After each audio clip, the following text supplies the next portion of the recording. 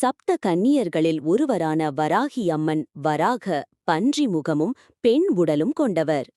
இவர் பிஷ்ணுவின் வராக அவதாரத்தின் பெண் வடிவமாகவும் சிவனின் அம்சமாகவும் மகா சக்தியின் வடிவமாகவும் போற்றப்படுகிறார். தன்னை வணங்கும் பக்தர்களின் வாழ்வில் ஏற்படும் தடைகள், எதிரிகளின் தொல்லைகள் மற்றும் கடன் பிரச்சனைகளை நீக்கி வெற்றியை அருள்பவளாக வராகி திகழ்கிறாள்.